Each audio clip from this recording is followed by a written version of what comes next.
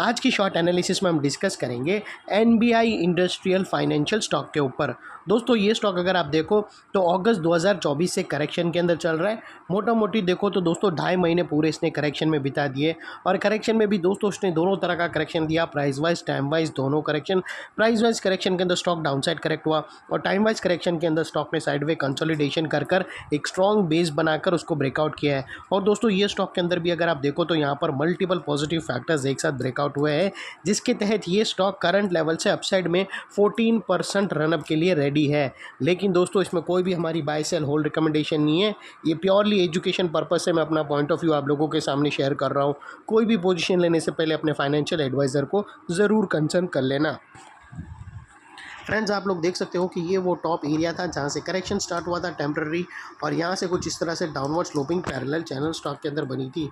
और जब तक स्टॉक ये डाउनवर्ड स्लोपिंग पैरेलल चैनल में था, स्टॉक के अंदर प्राइस वाइज करेक्शन कंटिन्यू रहा और यहाँ पर कुछ लोअर लोज हिट हुए। फ्रेंड्स अगर आप देखो तो फर्स्ट लोअर लोज यहाँ हिट हुआ, सेकंड लोअर लोज यहाँ पर हिट हुआ और थर्ड लोअर लोज यहाँ हिट हुआ। और जैसे ही दोस्तों ये downward sloping parallel channel upside में ब्रेकआउट हुआ, इसने मल्टीपल हायर हाइज को ब्रेक करके उसके अबाउ सस्टेन क्लोजिंग देकर कंफर्म कर दिया करेक्शन कंप्लीटेड। यहाँ पर दो बड़ी चीज़ एक साथ हमें मिली फ्रेंड्स। पहले तो इसने डाउनवर्ड स्लोपिंग पैरेलल चैनल को अपसाइड में ब्रेक किया, जिसके वजह से जो स्ट्रेट डाउन साइड फॉल आ रहा था प्राइस वाइज करेक्शन का, वो अल्टीमेटली रुक गया। और सेकेंडली इसके अंदर जो back to back lower lows hit हो रहे थे वो स्टॉप होके उसके अगेंस्ट में first time higher highs register किया, जो हमें कंफर्म करता है कि स्टॉक के अंदर बॉटम लग गई है, करेक्शन कंप्लीटेड और ट्रेंड इसका चेंज हो चुका है। करेक्शन का ट्रेंड बाई साइड की तरफ शिफ्ट हो चुका है। अनलेस एंड अनटिल यहाँ पर कोई नया लोअर लोज ना मिले या फिर पुराने लोअर लोज के नीचे क्लोजिंग ना मिले, तब तक हम यही मानकर चलेंगे कि यहाँ पर बॉटम लग गई है और करेक्शन कंप्लीटेड। और फ्रेंड्स बात कर लेते हैं यहाँ पर डाइवर्शन की। तो दोस्तों अगर आप MACD डालकर देखो तो यहाँ पर हमें क्लियरली पॉजिटिव डाइवर्शन विटनेस होता है। दोस्तों प्राइस एक्शन की जो लोअर लो स्विंग है उसको अगर आप कंपेयर करो MACD के ऑसिलेशन से, तो यहाँ पर आप लोगों को क्लियर डाइवर्शन विटनेस होगा। दोस्तों प्राइस एक्शन की जो लोअर लो स्विंग अगर आप देखो तो डाउन साइड में टिल्ट हुए है, और वही MACD के ऑसिलेशन देखो तो वो अपसाइड में टिल्ट होकर यहाँ से हमें ब्रेकआउट मिला है, जो एक अपसाइड मोमेंटम पंप कर सकता है स्टॉक के अंदर। और अल्टीमेटली दोस्तों बात कर लेते हैं यहाँ पर चार्ट पैटर्न की। तो फ्रेंड्स अगर आप देखो तो यहाँ पर हमें एक rounding chart pattern breakout clearly witness होती है, और वो कुछ इस तरह से है दोस्तों। और ये जो इनसाइड रेंज है दोस्तों, ये तकरीबन 14% की रेंज है। ये नेकलाइन से जो ऑलरेडी ब्रेकआउट हो चुका है, ये अगर आप कैलकुलेट करो तो दोस्तों ये 14% की रेंज है। जो अपसाइड सस्टेन मूवमेंट स्टार्ट करेगा तो स्टॉक 14% तक रनअप दे सकता है।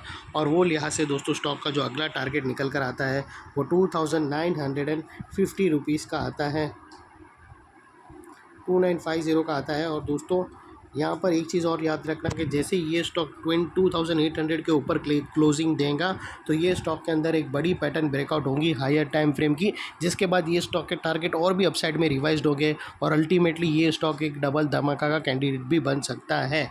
और फ्रेंड्स बात कर लेते हैं यहाँ पर स्टॉप लॉस की। तो आप अपने एडवाइज़र को पूछकर ATR की हेल्प ले सकते हो, या फिर फर्स्ट ब्रेकआउट कैंडल के लो के नीचे क्लोजिंग बेसिस पे रख सकते हो, या फिर दोस्तों आप नियरस्ट लोअर स्विंग भी रख सकते हो। यहाँ पर अगर आप फर्स्ट ब्रेकआउट कैंडल के लो के नीचे क्लोजिंग बेसिस पे रखो तो आपका रिस्क का एरिया फ्रेंड्स तकरीबन इतना रहेगा। फ्रेंड्स अगर आप देखो तो आपका रिस्क का एरिया फ्रेंड्स इतना रहेगा, उसके अगेंस्ट में आपका रिवॉर्ड का एरिया दोस्तों इतना बड़ा रहेगा।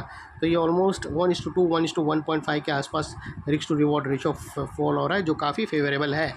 और दोस्तों नेकलाइन के पास का ये एरिया बहुत ही इंपॉर्टेंट एरिया बनकर खड़ा है, बिकॉज़ यहाँ पर मल्टीपल पॉजिटिव फैक्टर्स एक साथ एक्शन में आते हुए मिले थे। यही एरिया पे दोस्तों हमने downward sloping parallel channel upside में ब्रेकआउट होते हुए मिली। यही एरिया पे दोस्तों लोअर लोज हमने हायर हाइज में शिफ्ट होते हुए मिले। यहाँ पर ही दोस्तों हमें पॉजिटिव क्लियर डाइवर्शन MACD के थ्रू मिला, और यहाँ पर ही दोस्तों एक बहुत बड़ी राउंडिंग चार्ट पैटर्न ब्रेकआउट होते हुए मिली।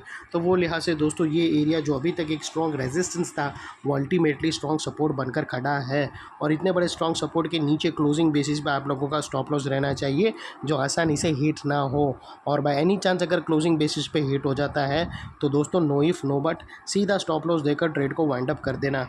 और फ्रेंड सेकेंडली यहाँ पर कुछ एरिया है, कुछ ऐसे लेवल है जो ये स्टॉक रेजिस्टेंस टारगेट से पहले रेजिस्टेंस फेस करेगा, जिसको हम ब्लू में कर देते हैं।